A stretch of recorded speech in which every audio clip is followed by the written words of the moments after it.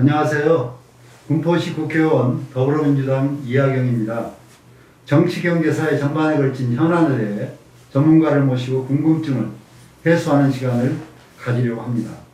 오늘은 진성준 국회의원을 모시고 최근 코로나19로 피해를 입고 있는 중소상공인 자영업자들을 위해 어떻게 보상할 것인가라는 주제를 다뤄보도록 하겠습니다. 진성준 의원님은 문재인 대통령 비서실 정무기획비서관을 역임하시고 현재 우리 당의 민생을 책임지는 을지로위원장으로 열심히 활동하고 계십니다. 서울 강서구 을 지역구 국회의원님이십니다. 안녕하세요, 의원님. 네, 안녕하십니까. 간단한 자기소개와 인사 말씀을 부탁드립니다. 네, 진성준입니다. 저는 당의 을지로위원장을 맡고 있는데, 잘 아시는 것처럼 을지로위원장은 우리 이하경 위원장님께서 더 선배시죠. 2기 을지로위원장이셨고, 저는 그 뒤를 이어서 4기 을지로위원장을 맡아서 일하고 있습니다. 근데 우리 이하경 위원장님 위원회 이름이 굉장히 길어요. 산업통상자원 중소벤처기업위원회 맞습니까? 네. 그 위원장님으로 활동하고 계시는데 위원장님의 교육 프로그램 이렇게 초청해 주셔서 저는 전문가도 아닌데 영광입니다.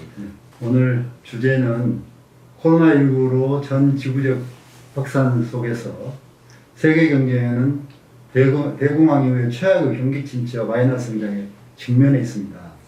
그래서 우리나라도 작년 1월 20일 첫 환자 발생 이후 수출 급감과 제조업 서비스 위기 그리고 소비 위축에 따른 중소상공인 자영업자의 위기와 고용 충격 등 경제 전 분야가 최악 위기를 맞고 있습니다. 이러한 위기에 민생과 국가 경제를 보호하기 위한 국가 역할은 무엇인지 더불어민주당 을지로위원회 진성준 위원님과 이제 짧은 시간 함께 말씀 나누도록 할 텐데요. 위원장님, 을지로위원장님이신데 네. 좀 생소하신 분들이 있습니다. 네. 을지로에 가서 청소를 하는지 지키는 그런 예. 생각을 하실 수 있으니까 예. 더불어민주당 을지로위원회가 어떤 것이 짧게 해주시고 예. 또 을지로위원회가 이런 코로나 상황에서 무슨 일에 집중해야 될 것인지 네. 그런 이야기 좀 해주시면 좋겠습니다.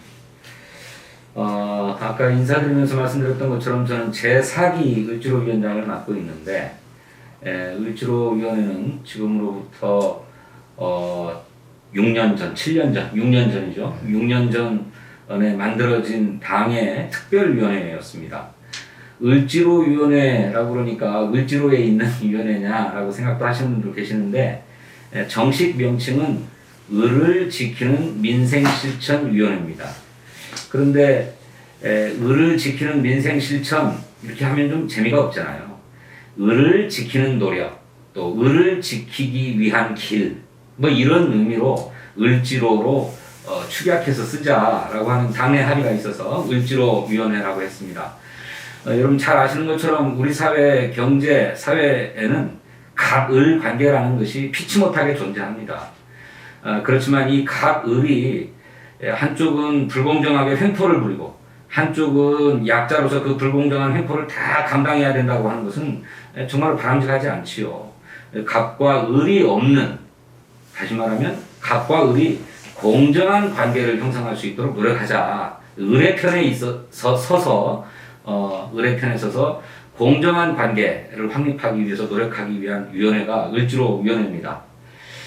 코로나19 때뿐만이 아니고 그 전에 우리 이하경 위원장님 계실 때도 마찬가지지만 우리 사회적 약자들이 온갖 갑질에 억울하고 또 슬픈 통안의 눈물을 막 흘려야 했는데 그런 민원 현장을 찾아가서 그분들의 눈물을 닦아주고 민생을 해결하기 위해서 노력해 왔습니다. 그런데 코로나19라고 하는 이 사상 초유의 사태를 맞으니 얼마나 우리 사회적 약자들은 더 큰 어려움에 처해 있겠습니까? 위원장님 잘 아시는 것처럼 재난은 약자에게 먼저 닥친다고 하지 않습니까? 그리고 훨씬 큰 고통을 겪고 있는데 그 때문에 저희 을지로위원회가 해야 될 일이 참 많습니다. 당장에 코로나 사태로 또 이 코로나를 예방하기 위한 정부의 적극적인 방역 조치로 인해서 영업에 손실을 입은 소상공인, 자영업자들의 이런 피해를 어떻게 보상하고 지원할 것인가 하는 것이 저희 을지로위원회 당면 과제입니다. 그래서 지난 1년간 우리 국민들이 정부의 방역 대책에 충실히 잘 따르셨잖아요. 네. 그래서 해외에서도 우리가 방역 선진국이라고 했고, 그렇습니다. 이 밑에는 우리 국민들, 특히 사람들이 모이는 직종의 종사자들, 자영업자들, 소상공인들이 상당히 피해를 보고 계셨잖아요. 그렇죠. 그럼에도 묵묵히 지켜주셨는데 이제 1년여 지나가니까 너무 힘들 거 아니겠습니까? 그렇습니다. 그래서 이제 뭐 그게 체육 관련 종사자들 또 뭐 여러 업종들이 이제 길거리에 나와서 더 이상 힘들겠다, 힘들어서 뭐 어렵다 그런 호소도 하셨는데 여기에 대해서 을지로위원회가 발빠르게 이분들을 만나신 걸로 알고 있는데 네. 그런 과정에 대해서 좀 설명을 해주시죠. 네. 말씀하신 것처럼 코로나가 금방 지나갈 줄 알았는데 막 1년 가까이 계속되고 또 이것은 사람의 이동을 막아야 또 사람이 모이는 것을 막아야만 잡힐 수 있는 전염병 아닙니까? 감염병이기 때문에 정부가 사회적 거리두기도 강력하게 시행하고 또 일부 자영업 업종 등에는 아예 영업을 제한하고 또 아예 영업을 못하게 하도록까지 했기 때문에 이게 잠깐이면 좀 견딜 수 있겠지만 1년 가까이 계속되고 있고 1년을 넘었죠. 그리고 이제 치료제와 예방 백신이 나온다고는 하지만 그러고도 또 앞으로 또 1년을 더 이런 상태로 견뎌야 된다고 하니까 그냥 좀 피곤하다는 게 아니에요. 아예 그렇게 영업을 못하니까 소득이 없고 소득이 없으니 못 살겠다는 생계를 위협받고 있는 상황에서 제발 우리들 목소리를 좀 들어달라라고 해서 이제 만나게 됐습니다. 2차례 간담회를 가졌는데 그분들의 1차적인 요청은 참 좋은 분이세요. 우리나라 국민은 다 어려운데 정부가 막 다 지원을 해주면 좋겠지만 우선 방역 수칙을 철저하게 지킬 테니까 영업을 조금 허용해달라.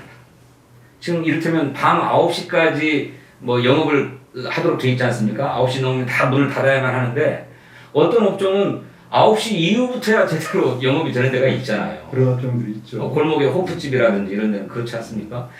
1시간만 더 연장해달라.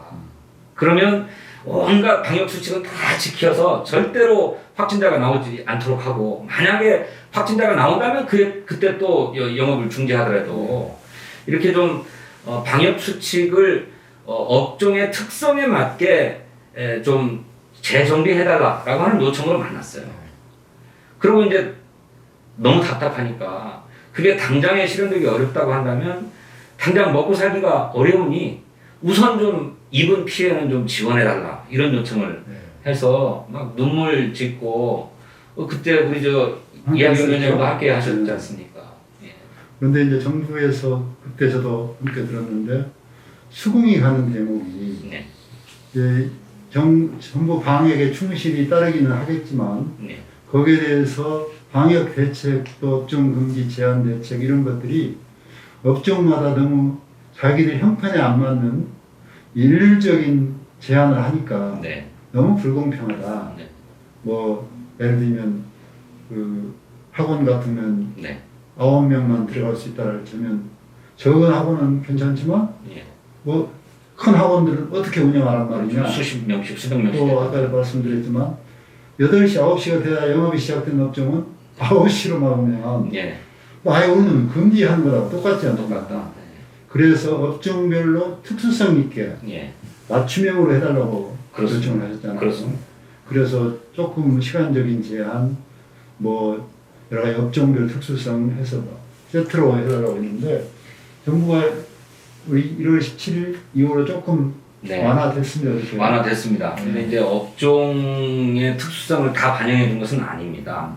그래서 이제 저희 당에 코로나 국난 극복 대책위원회가 있는데 이제 그것이 한국판 뉴딜위원회로 바뀌었나요? 예, 한국판 뉴딜위원회 내에 방역본부가 있는데 그 방역본부의 본부장이 김성주 의원이시잖아요.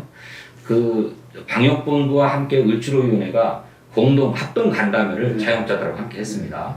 그래서 자영업자들의 그런 말씀들을 다 듣고 중대본에 그 의견을 전달해서 방역 수칙을 작성하는 데 있어서 그렇게 각 부문의 업종별 특수성을 반영한 방역 수칙을 좀 작성할 수 있도록 이렇게 지금 현재 논의가 진행 중에 있습니다. 그리고 그분들이 그날 또 요청한 게 하나가 이런 나인데 어디 가서 이야기할지 모르겠다. 네. 그리고 국회의원인 저도 그 민원을 쓰면 전달해야 되겠는데 네. 저까지도 어디에 전달할 창구가 어디냐. 예. 그래서 그런 그 소통의 창구를 만들어 달라고 그렇습니다. 했죠. 예. 그래서 을지로 앞으로 그런 일을 하겠다고 하신 것 같은데. 네네. 그래서 이제 당의 방역본부와 함께 중대본의 담당자를 불러서 앞으로 정기적인 간담회를 통해 가지고 그 업계의 의견들을 참작한 방역 수칙 같은 걸 만들도록 그렇게 하고 있습니다. 네. 이제 다른 질문으로 좀 넘어가 보겠는데요. 예. 그동안 정부가 재난지원금 3차에 네. 걸쳐서 지원했죠. 지원했고 예. 또 금융지원, 또 고용안정자금 지급 등 다양한 그 대응을 했습니다. 예. 하지만 우리나라가 금융으로 지원은 했지 재정으로 지원한 것은 뭐 그렇게 외국하고 비교하면 그렇게 열심히 하고 있는가 하는 예. 비판의 목소리가 좀 있어요. 네네네. 의원님 어떻게 생각하시는지. 네, 자료를 보니까요. 우리나라가 방역 대책을 참 잘 해왔는데 그 방역 대책으로 인해서 발생하는 경제적인 어떤 타격을 만회하기 위해서 지원을 한 게 직접적으로 재정을 가지고 정부 예산을 가지고 국민 돈을 가지고 지원한 거는 지금까지 57조 원 정도 됩니다. 그러니까 이건 우리나라 GDP 규모로 보면 한 3%가량 된다고 하거든요. 그리고 금융 지원, 대출을 지원해 준다든지 대출 좀 그 유리한 조건으로 할 수 있게끔 한다든지 하는 이 대출 지원은 230조, GDP 대비 약 12% 정도를 지원을 했습니다. 그냥 합치면 한 15% 정도의 지원을 한 건데 그 중에 재정 지원은 3%밖에 안 되고 12%는 금융 지원, 대출 지원이니까. 그래 이제 이런 정도를 가지고도 정부의 경제 성적은 괜찮습니다. 지난해에 마이너스 1.1% 역성장했다는 거죠. 그런데 다른 나라들은 우리보다 훨씬 더 많은 재정을 썼습니다. 가령 독일은 직접 재정 지원이 그 GDP의 8%까지, 그리고 대출 지원은 31%, 그러니까 한 40% 가까이를 지원을 했어요. 일본은 재정 지원은 11%, 대출 지원은 그 일본의 GDP의 24%. 미국은 대출 지원은 크지 않고 직접 지원을 했는데 GDP의 12%를 지원했습니다. 근데 이네들의 경제 성적은 뭐 마이너스 3.7% 좋아야 뭐 마이너스 11% 막 이렇게까지 갔기 때문에 우리는 상대적으로 적은 돈을 쓰면서도 경제 성적은 좋았다는 거죠. 그러니까 재정을 효율적으로 운영했다는 평가는 들 수 있지만, 그렇지만 그 때문에 발생한 그늘이 있습니다. 잘 아시는 것처럼 그것 때문에 가계 대출이 막 늘어났어요. 가계 대출이 막 이렇게 늘어나니까 K자 양극화라고 그래가지고 빈익빈 부익부 현상이 커졌습니다. 또 하나는 조금 전에도 얘기했지만 이 코로나로 인한 피해 계층과 부문이 특정한 곳으로 집중돼 버렸어요. 자영업자, 소상공인, 특수고용직 노동자. 그러니까 이 두 개의 그늘을 걷어내는 것이 이제 저희들의 과제일 텐데, K자 양극화는 조금 장기적인 처방들이 필요할 것 같고요. 당장에는 집중적인 피해를 입은 계층과 부문을 지원하고 보호하는 것이 훨씬 더 당면한 과제이겠다 이렇게 생각합니다. 그러니까 뭐 미국이 바이든 대통령이 들어오면서 100조 달러를 더 하겠다. 그렇지 뭐 규모에서 상상할 수 없는 일을 그렇습니다. 하잖아요. 예. 그러면 국민들은 그 나라는 크니까 그런가 보다 하는데 퍼센테이지로 봐도 우리나라가 적다는 거 아니에요. 그렇죠. 예, 그래서 좀 더 과감하게 재정 투하를 해서 정말 피해를 직격탄을 맞은 업종에게 그 맞춤형 지원을 더 해야 된다는 얘기시죠. 그렇습니다. 그렇습니다. 그리고 이 가계부채가 쌓이면 결국은 다음에 경제 파탄으로 오는 거 아니겠어요? 그렇죠. 우리 저 위원장님 말씀하셨습니다만 지난해에 통계를 보니까 은행권의 대출만, 가계 대출만, 기업 대출이 아니라 우리 이제 일반 가구가 받은 대출, 가계 대출만 988조더라고요. 988조. 그 직전 해에 비해서 100조 원이 더 늘어난 겁니다. 그러니까 이제 이렇게 은행 돈 빌려다가 부동산 투자도 하고 주식 투자도 한 사람도 있겠지만 대부분은 저축 들어놨던 거 깨가지고 생활하고 그걸로 모자라니까 빚내서 생활하고 이러고 있는 거예요. 근데 이제 이게 한계에 달하는 거죠. 그런데 국가 부채는 GDP의 45%라고 하는데 우리 가계 부채는 GDP의 얼마입니까? 100%를 넘어버렸어요. 작년 3분기에만. 그러니까 뭐라고 해야 됩니까? 나라 고가는 여유가 있는 반면에 우리 가계 고가는 텅텅 비어가지고 빚만 잔뜩 껴안고 있다는 것이죠. 이런 국가 부채와 가계 부채 사이의 불균형이 제일 심한 나라가 됐습니다. 우리가 이런 사정이 우리뿐이겠습니까? 미국도 살펴보니까 미국은 가계 부채 비율이 GDP의 80%입니다. 또 선진국 전체 평균으로 보니까 78%, 국제금융협회가 조사한 50개국 나라의 평균을 보니까 65%라고 해요. 그러니까 우리는 국가의 빚은 헐거운 반면에 가장 건전성이 좋고 가구가 가장 나쁘고 가장 나쁘고 불일치가 일어난 거죠. 그렇죠. 네. 그러니까 국가가 더 좀 책임을 져줘야 된다는 겁니다. 근데 일부에서는 이러다가 나라 망한다 예. 그렇게 이야기하시는 정치 그룹도 있어요. 네네. 그런데 실제로 수치로 보면 우리나라 재정 건전성이 45% 네. 됐나요? 예, 45% 언저리입니다. 예. 근데 뭐 일본, 미국 이런 데는 뭐 150% 이미 다 그렇게까지 넘어간 나라들이 그렇죠. 있고, 그렇죠. 심지어 건전성이 제일 좋다는 독일마저도 네. 너무 부족하다고 느끼고 이제 대대적으로 과감하게 재정 지원을 하겠다는 거 아니에요. 네, 그렇습니다. 그래서 우리 정부도 재정 건전성 좋지만 나중에 가계부채 때문에 전 국민이 정말 파탄에 이르러서 네. 가계가 무너지면 그때 정부가 살릴 수 있는 방법이 없습니다. 그러게요. 그래서 정부가 더 과감하게 네. 이 재난 극복을 위해서 노력해야 된다고 보고 또 주요 국가의 정책들 중에 뭐 또 더 소개하실 만한 것들 뭐 있습니까? 말씀하신 것처럼 경제 전문가들의 진단을 들어보면 국가 부채 비율이 높아서 경제 위기가 온 게 아니고 경상수지 적자가 커지니까 수출보다 수입이 훨씬 많아져가지고 씀씀이가 많아지면 네, 씀씀이가 많아지면 그때 경제 위기가 온다는 거예요. 그래서 지금 당장 지원을 해가지고 망하는 것을 막아야 더 큰 손실을 막을 수 있다는 거죠. 이렇게 자영업자들이 무너지면 경제 위기가 닥치고 그것이 장기화될 수밖에 없고 그거를 회복하려고 한다면 더 많은 재정이 들어갈 수밖에 없기 때문에 호미로 막을 것을 가래로 막는 상황을 빚지 말고 지금 다소 부담스럽더라도 국가 재정을 투입해서 이 지탱해내야 된다라고 지적하고 계십니다. 제가 10년이 돼서 이렇게 이제 우리 지역도 영세업자들과 자영업자들 또는 중소상공인들이 많으세요. 네. 그래서 이렇게 쭉 봤더니 정말 사람이 모이는 직종은 다 피해를 보고 있고 네. 대신 상대적으로 사람이 모이지 않아도 되는 일상의 내구재 산업들 네. 뭐 또 이런 소비재 산업들은 오히려 매출이 늘어난 것들도 있어요. 그렇습니다. 그래서 뭐 1몇 프로 마이너스 성장은 다 그런 결과의 수치라고 선동하고 있는 건데 네. 실제로 이제 가장 중요한 것은 사람이 모이는 직종의 유통업이 직격탄을 맞았는데 네.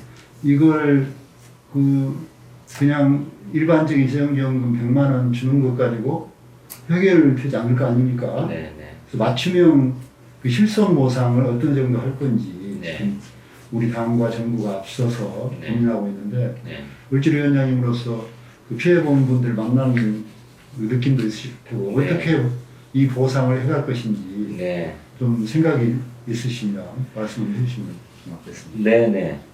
위원장님 말씀하셨습니다만 그렇게 이제 자영업자나 소상공인을 중심으로 해서 기왕 뭐 재난지원금도 지원이 되었습니다만 워낙 장기화되다 보니까 손실이 너무 커서 이분들의 손실을 좀 보상해줘야 되겠다라고 하는 논의가 막 일고 있죠. 그래서 이제 당내에서 아주 활발하게 논의가 되고 있는데 이거는 국가의 마땅한 책무이기도 합니다. 위원장님 잘 아시는 것처럼 우리 헌법 23조가 규정하고 있잖아요. 국가가 공공의 필요에 의해서 재산권 행사를 제한하거나 했을 때에는 그에 합당한 보상을 하도록 되어 있습니다. 그러니까 국가의 헌법적 책무라고 할 수가 있겠지요. 그래서 이제 좀 뒤늦었지만 정부의 집합 금지 명령이나 영업 금지 제한 명령 등으로 인해서 영업 손실을 본 자영업자와 소상공인의 영업 손실을 보상해주자라고 하는 논의가 당내에서 활발하게 일어나고 있는데 이거 좀 활발한 만큼 너무나 많은 의견들이 막 제출되고 있어요. 보니까 행정명령으로 인해서 피해를 본 부문에만 딱 지원하자 뭐 이런 의견에서부터 어디 행정명령만으로만 피해를 받느냐 그게 아니어도 코로나 사태 자체만으로도 손실을 본 데가 많다. 그러니 그런 국민들을 다 포괄해서 지원해야 된다라고 하는 얘기. 그래서 이제 저희 당의 대표적으로 법안 2개가 성안이 됐는데 하나는 민병덕 의원이 제출한 법안입니다. 이 민병덕 의원 법안은 이렇게 정부의 행정명령으로 직접적인 피해를 보거나 또 간접적인 피해를 본 자영업 소상공인에 대해서 매출액을 기준으로 최대 70%까지 보상해주자라고 하는 법안을 냈어요. 또 한 분은 강훈식 의원인데 강훈식 의원님은 당연히 손실을 보상해줘야 되는데 그 손실을 다 보상해주자 그러면 재정이 너무 많이 소요되니까 최저임금을 기준으로 해서 보상을 해주되 임대료를 추가로 좀 지원한다. 뭐 이렇게. 그리고 이제 저 같은 경우는 이렇게 자영업과 소상공인의 피해만 그친 게 아니라 노동자들도 피해를 봤으니 소득을 기준으로 2019년도에 비해서 2020년도에 소득이 줄었다면 소득이 줄은 국민에 대해서는 일정 수준에서 보상하자 이런 의견도 한쪽에 있습니다. 그래서 이제 크게 보면 피해가 집중된 부분에 대해서 아주 두텁게 많이 지원하자라고 하는 의견이 있고 조금 얇게라도 넓게 피해를 입은 모든 국민에게 좀 지원을 하자. 양론이 당내에 이렇게 이를테면 있는데 혹시 우리 위원장님은 네. 의견이 있으세요? 저도 민원인들 많이 만나죠.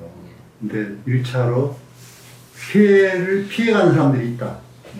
또 피해를 기회로 더 활성화된 영역도 있다. 그렇죠. 그런 것까지는 좀 한정된 재원이니까 그 양해를 좀 바라고 실제로 타격을 본 분들이 지속 가능한 그 사업과 삶을 유지해야 되니까 그 분야에 어떻게 집중 투자할까, 그 보상을 할까 했으면 좋겠고, 그럴 때 이제 우리가 업종 제한 또 그 사업 수익 제한을 했잖아요. 그 5인 이하, 예를 들면 또 사업 매출 5인 미만, 사업 미만 매출. 네.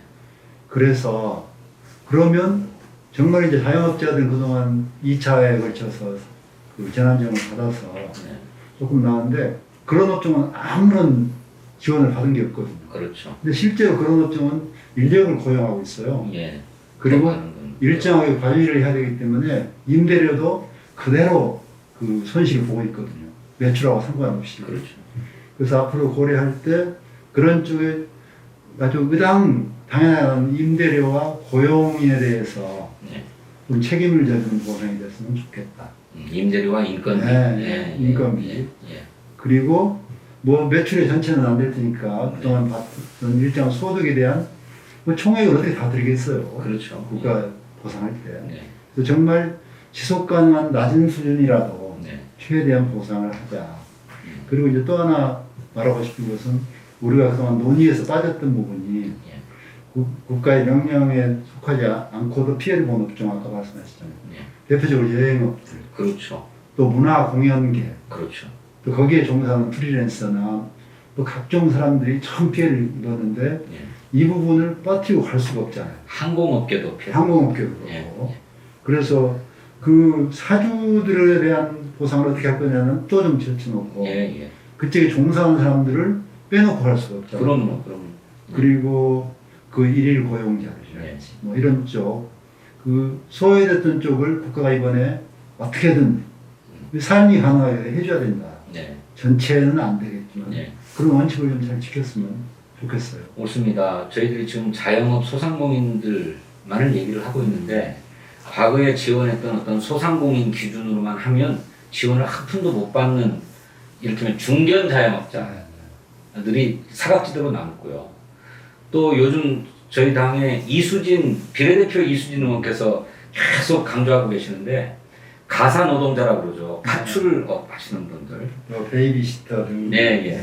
돌봄 노동자들. 이런 분들은 뭐 어디다 하소연할 데가 없는 근거가 거예요. 없죠. 지원할 근거가. 지원할 근거 없으니까. 뭐 세금을 내지 않았을 테고 예. 사업자 등록을 하지도 않았을 테고. 그러니까요. 그래서 이런 분들 우리가 미처 생각하지 못했던 사각지대가 분명히 있다. 근데 이 사각지대가 없도록 최대한 지원을 할 수 있도록 해야 되는데 이제 그러자면 무엇을 기준으로 할 거냐 하는 데서 조금 탄력적인 사고를 해야 된다고 저는 생각해요. 그래서 소득을 기준으로 해보면 어떨까. 마침 위원장님 2월 말이면 연말정산, 봉급생활자의 연말정산이 다 끝나잖아요. 그리고 2월 25일이면 자영업자들의 부가가치세 부가가치세 신고도 다 끝납니다. 그러니까 이 부가가치세 신고로 매출액을 신고해야 되니까 이 매출액을 기준으로 영업이익률을 따져볼 수 있거든요. 그걸 계산하면 영업활동으로 소득의 손해를 본 분은 얼마나 되고 또 봉급생활자들 가운데 소득의 손해를 본 사람은 얼마나 되는가를 파악할 수 있습니다. 2월 말이면.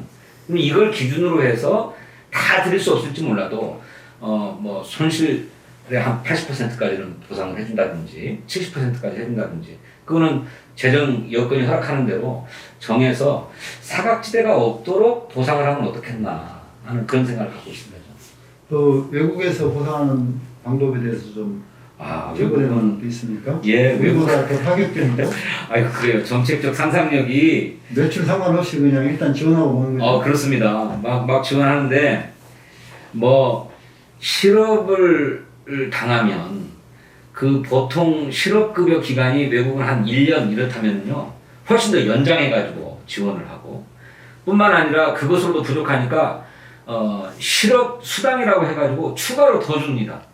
미국과 같은 경우에는 주당 $600 60만 원. 우리 돈 한 60만 원 되죠? 60만 원을 더 줘요. 기존의 실업급여에 더해서.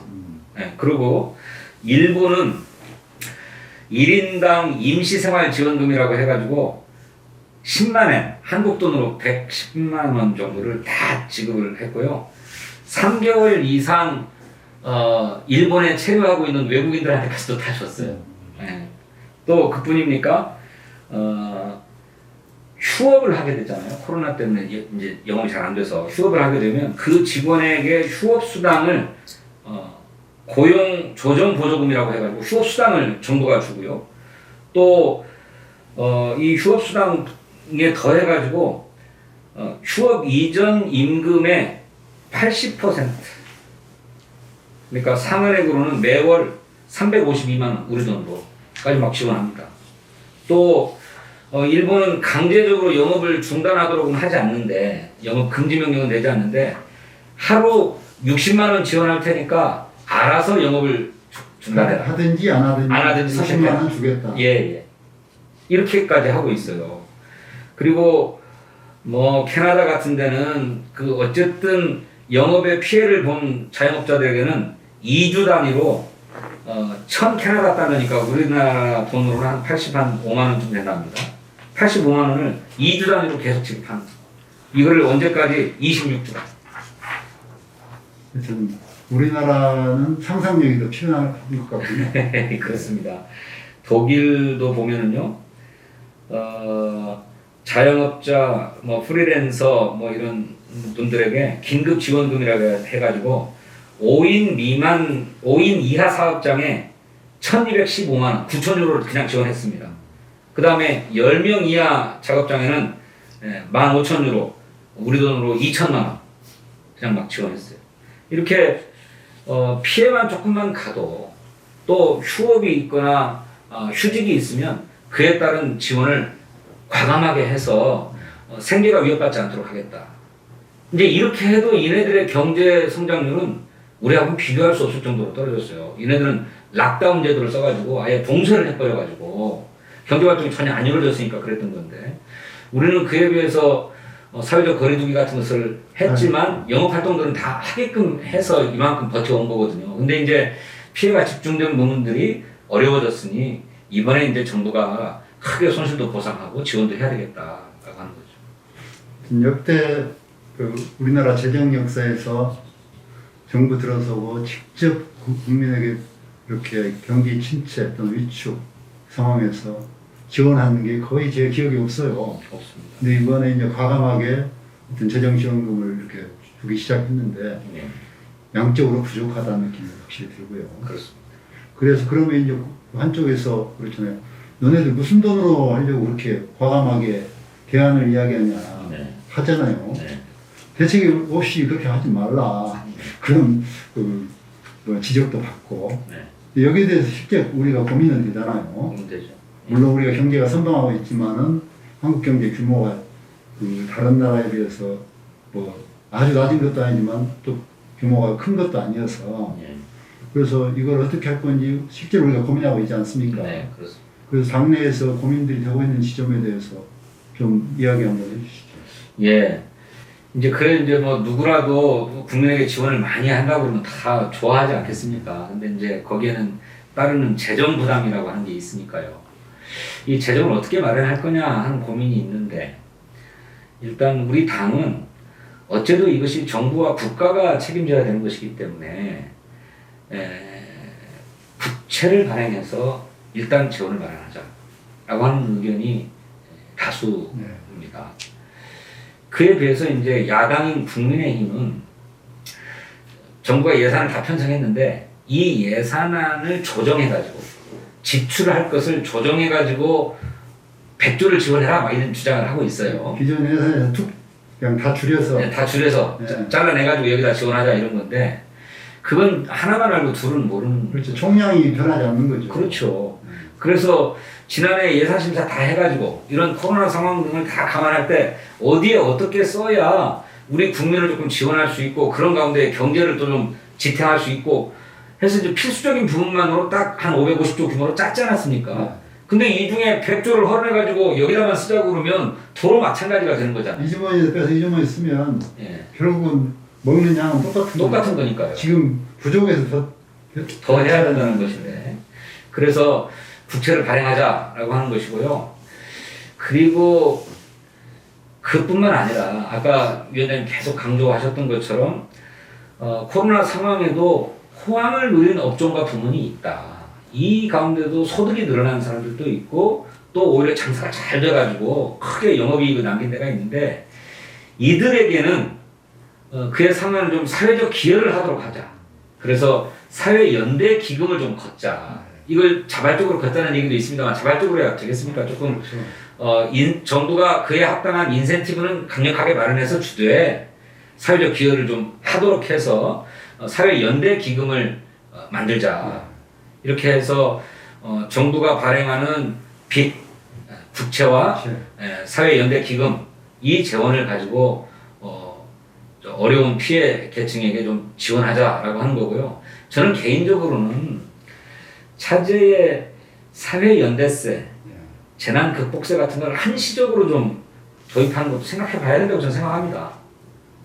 가령 법인세 최상위 구간을 조금 늘려가지고 한시적으로 한 1년이면 1년, 2년이면 2년 이렇게 사회연대세를 재난극복세를 걷도록 하자든지 또는 종합부동산세 중에 증가분이 있을 거거든요.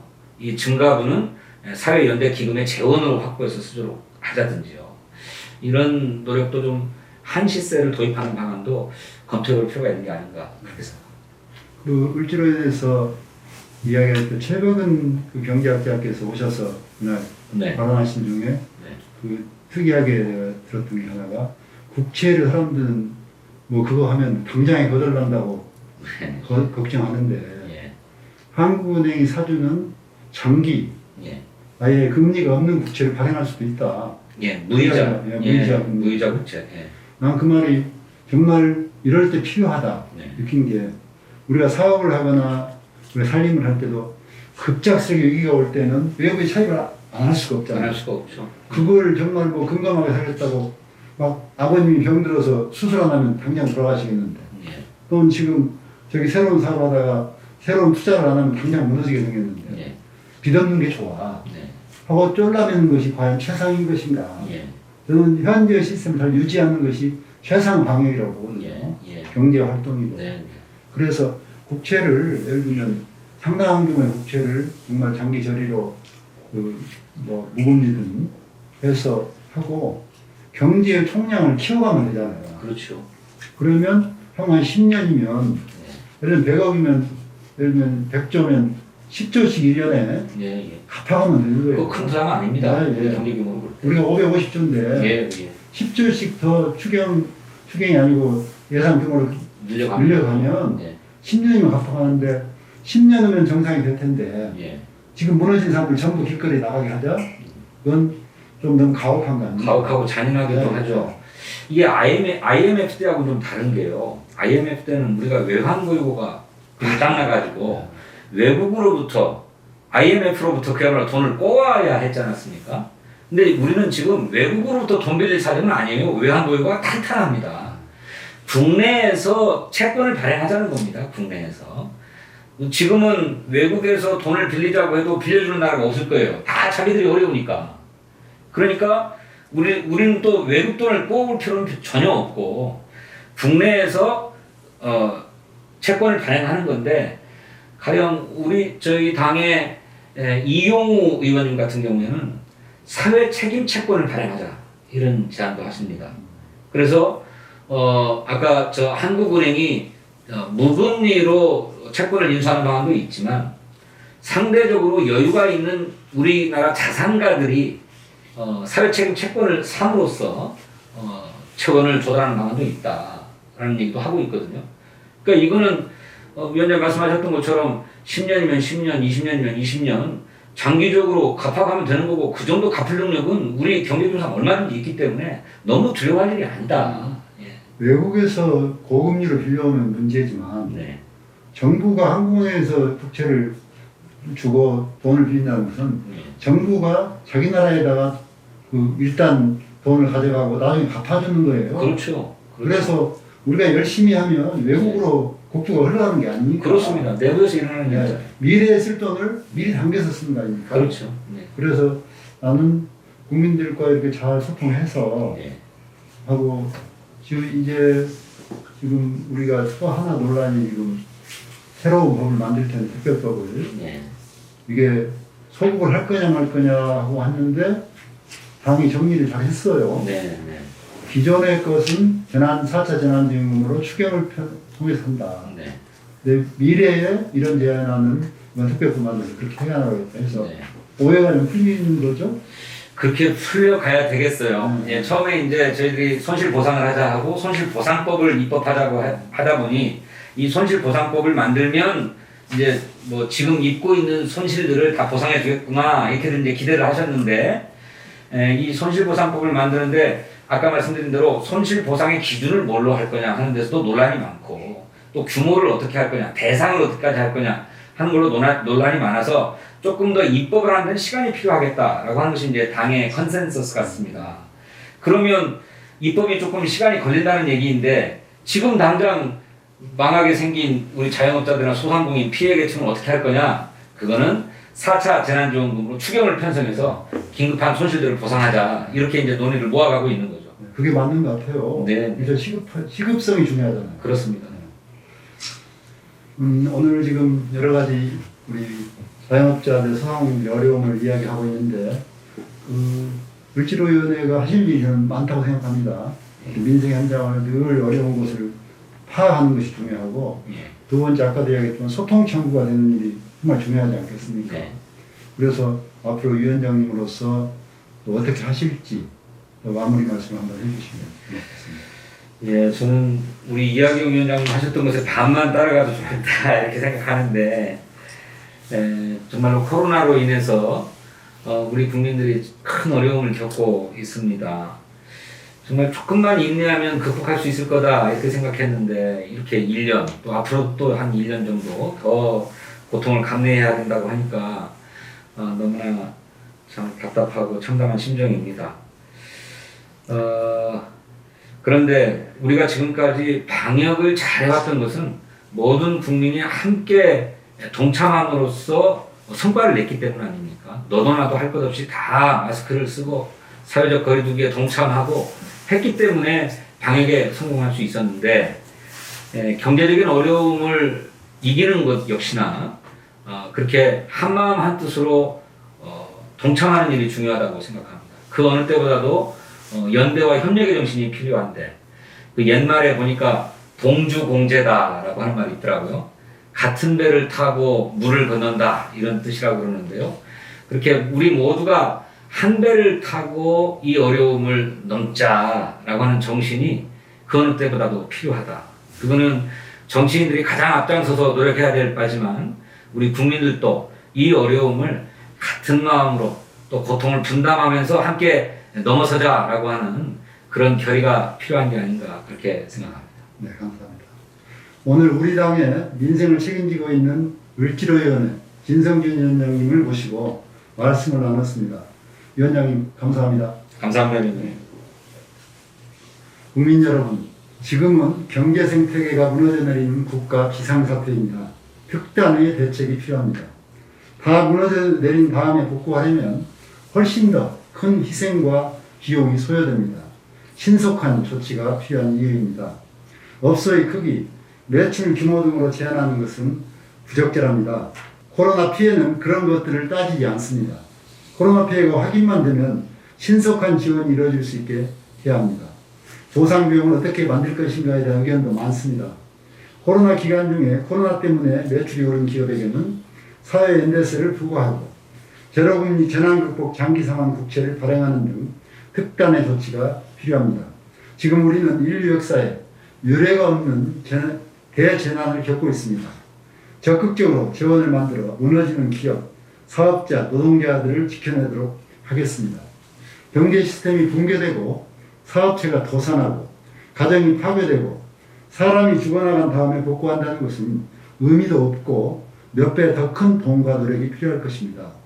더불어민주당은 집권 여당으로서 국민들의 삶과 경제를 지키는 데 최선을 다하겠습니다. 시청해주신 여러분께 감사드립니다. 고맙습니다.